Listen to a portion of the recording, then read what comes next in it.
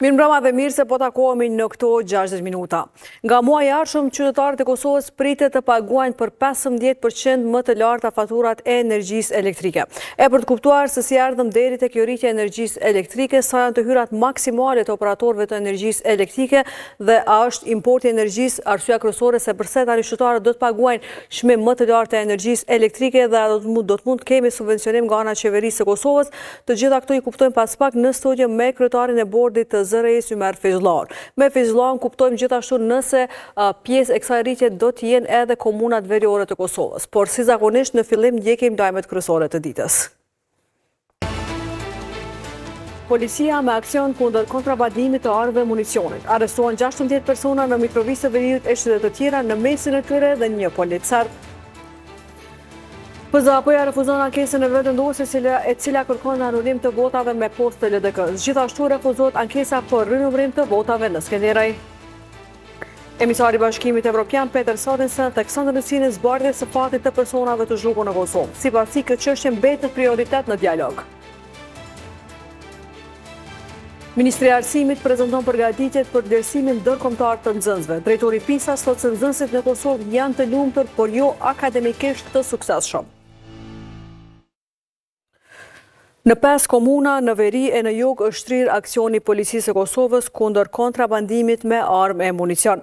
Autoritetet kanë bërë të ditur se janë sekuestruar armë dhe prova të tjera materiale, ndërsa janë arrestuar 16 persona, prej të cilëve edhe një polic i nacionalitetit serb. Një polic serb e 15 persona të tjerë janë arrestuar nga policia gjatë aksionit kundër kontrabandimit me armë e municion që u zhvillua në 21 lokacione në së paku 5 komuna në veri e jug. Objektet të cilat u mbështesën për disa orë me radhë janë në pronësi private e në mesin e të cilave edhe një klub nate në hyrje të Mitrovicës. Sipas njoftimit të përbashkët që kanë lëshuar policia dhe prokuroria në Mitrovic, pas intervistimit, masa e ndalimit për 48 orë u është caktuar 13 të dyshuarve, prej 16 sa janë arrestuar gjithsej. Këto institucione listuan edhe dëshmit që janë sekuestruar si dhe numruan veprat penale me të cilat janë ngarkuar të dyshuarit. Nga ky operacion policor janë shoqëruar në polici gjithsej 16 persona, lidhur me dyshimin e kryerjes së veprave penale, detyrim, si dhe importi, eksporti, furnizimi, transportimi, prodhimi, këmbimi, ndërmjetësimi ose shitje e paautorizuar e armëve apo materieve plasëse. Si dëshmi materiale gjatë kontrollit janë sekuestruar 9 armë zjarri, 200 fishek, municione të ndryshme, 15 telefona mobil, 2 palpranga, thik, tyta të armës, fatrolla për armë dhe një DVR. Përveç në Mitrovic të jugut, Skënderaj e Vushtre, aksioni i policisë është shtrir edhe në 4 lokacione në veri, 2 prej të cilave në Mitrovic të Veriut, një në Zveçan dhe në një tjetër në Leposaveç. Zëvendës drejtori i policisë për rajonin e Veriut, Veton Elshani, bëri të ditur se i është shqiptuar masa e suspendimit të zyrtarit policor që është arrestuar. Kemi një person të arrestuar, ajo është zyrtar policor, cilin unë e kam suspendu, sipas të drejta dhe përgjegjësive që unë i kam, obligimeve. Për mua është me rëndësi që ajo është i dyshimt në rastin e krimit organizuar i cili është duke u hetuar dhe për këtë arsye ajo është suspendu, sepse ajo është arrestuar. Sipas Elshanit, aksioni në komunat veriore është zhvilluar pa ndonjë incident.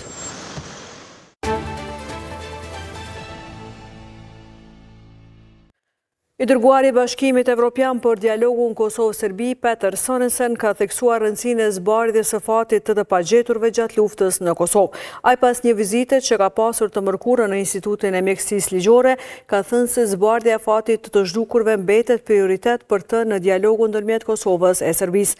Familjet që ndërpresin të mësojnë për të dashurit e tyre meritojnë qartësi dhe drejtësi. Prandaj çështja e personave të zhdukur mbretet prioritet për mua në dialog, ka shkruar Sorensen në platformën X. Janë 1600 persona të pagjetur nga lufta e fundit në Kosovë.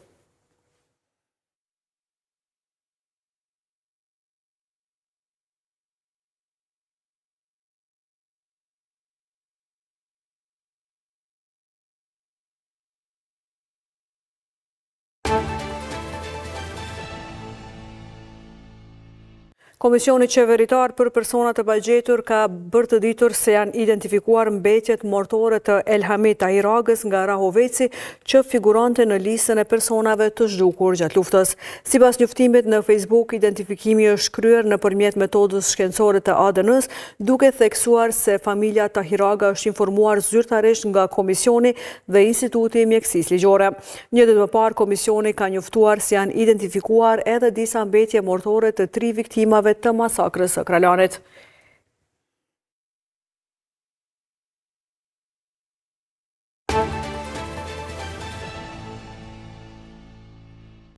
Prokuroria Themelore e Mitrovicës ka ngritur akt akuzë ndaj të pandehurit me inicialet RM. Ai akuzohet për mbajtje pa leje, kontroll ose posedim të autorizuar të anëve.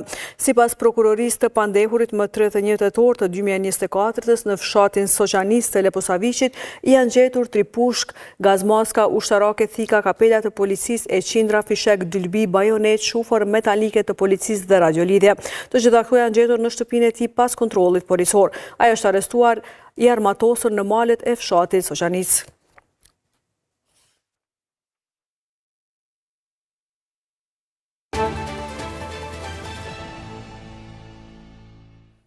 Edicionin e vazhdoj me informacionet të tjera. Paneli zgjedhor për ankesa dhe parashtresa i ka refuzuar si të pabazuar ankesa televizjes vetëvendosje për anulim të votave me postë dhe rinumërim të atyre në Skenderaj.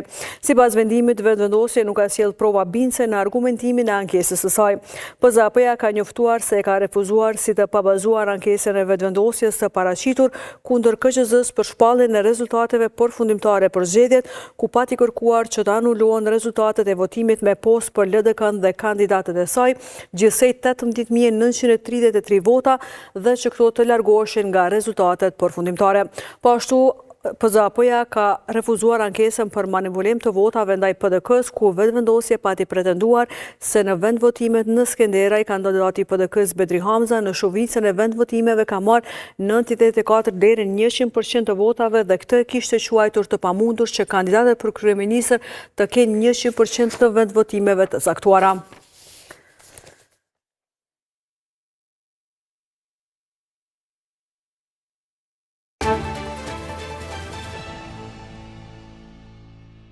E në anën tjetër, Komisioni Qendror i Zgjedhjeve ka pezulluar 2 parti politike, Partia Republikane për Ndryshime dhe Shpresa Demokratike. Këto 2 parti politike janë pezulluar pasi deri më 1 mars dhe më pas edhe pas 15 ditësh afatështesh nuk kanë dorëzuar raportin financiar të vitit 2024. Me vendimin për pezullim këtyre partive është dhënë edhe një afatështesë prej 15 ditësh për dorëzimin e raportit financiar. Nëse kjo ndodh, vendimi i radhës i KQZ-s pritet të jetë regjistrimi këtyre partive politike. Qendrori i Zgjedhjeve si parti politike me datën 18/3/2021.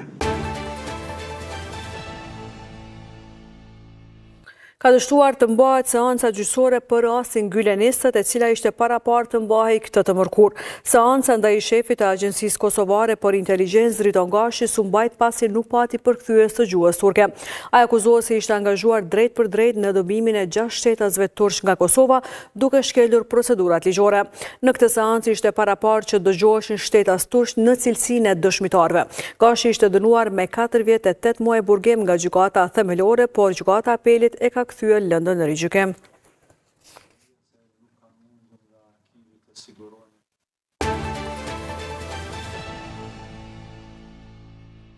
Transportuesit nga Podujeva i kanë dhënë fund grevës pasi kanë arritur marrëveshje me komunën e Prishtinës. Pas ditën e së mërkurës, autobusët që po qëndronin para objektit të vjetër të komunës janë parë duke u larguar. Sipas marrëveshjes, autobusët nga Podujeva do të vinë deri te Xhamia Llapit dhe do të kalojnë nga rruga Zagrebi për në stacionin e autobusëve. Gjithashtu do të duhet i paguajnë gjopat e marra nga policia për parkimin e autobusëve para komunës. Transportuesit nga Podujeva hynë në grevë pasi kundërshtuan vendimin e komunës së Prishtinës që ndalon futjen e autobusëve ndërurban brenda qytetit.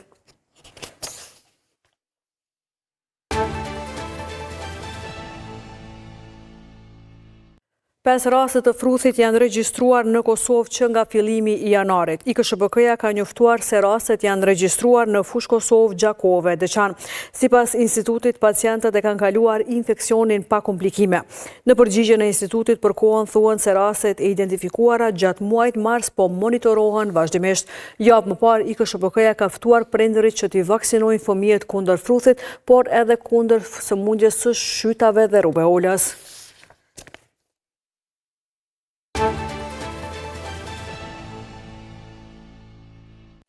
Testimi ndërkombëtar PISA këtë vit do të fokusohet në ndryshimet klimatike, sfidat mjedisore dhe jetesën në botën digjitale.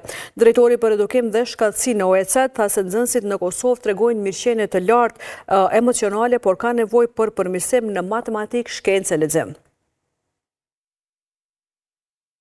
Pyetjet në testin ndërkombëtar PISA që si vjetë do t'i nënshtrohen 15 vjeçarët do të përqendrohen në adresimin e problemeve rreth ndryshimeve klimatike dhe sfidave mjedisore. Në testimin që do të mbahet në maj nuk do të mungojnë as pyetjet nga matematika e leximi. E të mërkurën në konferencën e Ministrisë së Arsimit mbi ndikimin e PISA-s në politikat arsimore u bë e ditur se si vjetë do të shtohet edhe një fushë e re. Një fushë e re që edhe Kosova ka këtë vit është të jetuarit në botën digjitale. Vetëm të cekur që gjithë nxënësit do të kenë shkencë, nuk do të thotë se gjithë nxënësit do të kenë matematikë ose lexim. Shkenca kombinohet me njërin nga fusha tjera, mirë po një numër nxënësve do t'i ketë edhe të 3 fushat. Në konferencë u diskutuan edhe rezultatet e testimit të vitit 2022. Përmes videolidhjes, drejtori për edukim dhe shkatësi në organizatën për bashkëpunim dhe zhvillim ekonomik që edhe organizon testin, Andreas Schleischer, foli për pikën e fortë e të dobët të nxënësve në Kosovë. Mirëqenia psikologjike është shumë më e lartë se në vendet e tjera të OECD-s. Nxënësit tregojnë më shumë qëndrueshmëri emocionale, janë më konfident, janë më të lumtur. Por Kosova ka nevojë për më shumë përmirësim në matematikë, shkencë e lexim. Duhet ta shqyrtojmë suksesin në arsim në shumë aspekte, pra nxënësit janë të lumtur në Kosovë, por jo edhe akademikisht të suksesshëm. Për t'i adresuar rezultatet e fundit të PISA-s, Ministri i Arsimit Arberia Nagavci tha se ka mbajtur takime me ekspertë e përfaqësues të shkollave. Për PISA, në vitin e kaluar në Ministrinë e Arsimit mbajtëm, siç e përmenda, takime dhe mbledhëm rekomandime konkrete nga ekspertë arsimor, mësimdhënës, prindër, profesorë dhe hulumtues të fushës dhe vlerësimet preknin të gjitha fazat e procesit, duke përfshirë rishikimin e teksteve mësimore bazë, rikonceptimin e vlerësimeve të standardizuara shtetërore në harmoni me metodologjinë e PISA-s. Në testimin e fundit, nxënësit nga Kosova janë renditur të 74-tit në mesin e bashkëmoshatarëve të tyre nga 80 shtete pjesëmarrëse.